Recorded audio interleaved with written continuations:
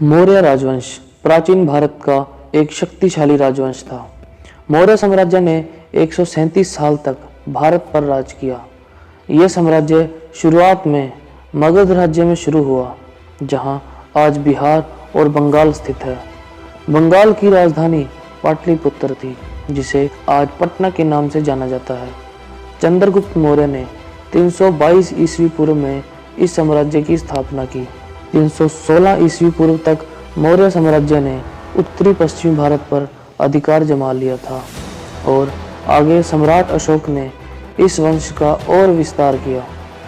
सम्राट अशोक के कारण ही मौर्य साम्राज्य महान और विश्व भर में प्रसिद्ध हुआ। 325 ईस्वी पूर्व में उत्तर पश्चिमी भारत पर सिकंदर का शासन था। ये वो इलाका है जहां आज का संपूर्ण पाकिस्तान और पंजाब है। जब सिकंदर पंजाब पर चढ़ाई कर रहा था, तब एक ब्राह्मण आया जिसका नाम चाणक्य था। चाणक्य मगध को विस्तार करने के लिए प्रोत्साहन कर रहा था। चाणक्य को कौटिल्य के नाम से भी जाना जाता है। उस समय मगध एक शक्तिशाली राज्य के रूप में उभर रहा था, जो पड़ोसी राज्य की आंखों में कांटे की तरह चुभ रहा था। उस समय चाणक्य को धनानंद ने अपने दरबार से बाहर निकाल दिया। धनानंद ने चाणक्य की शिखा पकड़कर उन्हें दरबार से बाहर निकाल दिया। उस समय चाणक्य ने वचन किया कि धनानंद को सबक सिखाकर ही अपनी शिखा को बांधेगा। कुछ विद्वानों का मानना है कि चंद्रगुप्त का जन्म उनकी माता मुर्रा से हुआ। मुर्रा शब्द का ही मतलब है मौर्य।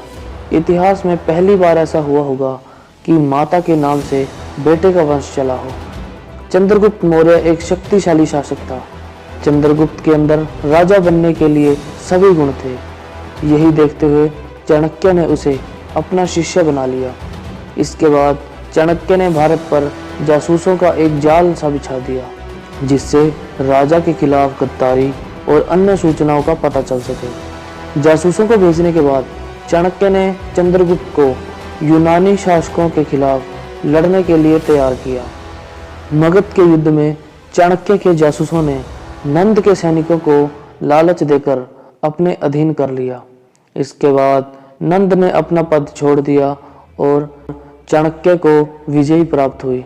नंद को एक आम जीवन जीना पड़ा, जिसके कारण नंद का क्या हुआ आज तक ये रहस्य है। आगे चलकर चंद्रगुप्त मौर्य ने जनता का विश्वास भी जीत लिया और इसके साथ ही उसको सत्ता का भी अधिकार मिल गया। उस समय मगध भारत का सबसे शक्तिशाली राज्य था, लेकिन उसने मगध को विजयी कर लिया था। चंद्रगुप्त ने पश्चिमी और दक्षिणी भागों में विजय पाने के लिए संघर्ष शुरू किया। इसकी जानकारी कई साक्ष्यों से मिलती है।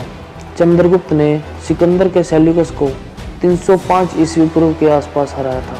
माना जाता है कि इस युद्ध में चंद्रगुप्त की सेल्यूकस के साथ संधि हो गई थी। चंद्रगुप्त ने सेल्यूकस की बेटी कर्नालिया से विवाह कर लिया था। कर्नालिया को हिलना भी कहा जाता है। माना जाता है कि यह पहला अंतर्राष्ट्रीय विवाह था। चंद्रगुप्त ने अपनी 6 लाख की सेना से पूरे भारत पर अधिकार कर लिया था। तो दोस्तों, ये थी मौर्य साम्राज्य की कहानी। आई होप वीडियो आपको अच्छा लगा होगा। ऐसी और इन्फॉर्मेटिव वीडियो देखने के लिए चैनल सब्सक्राइब कीजिए। मिलते हैं अगली वीडियो में। बहुत बहुत धन्यवाद।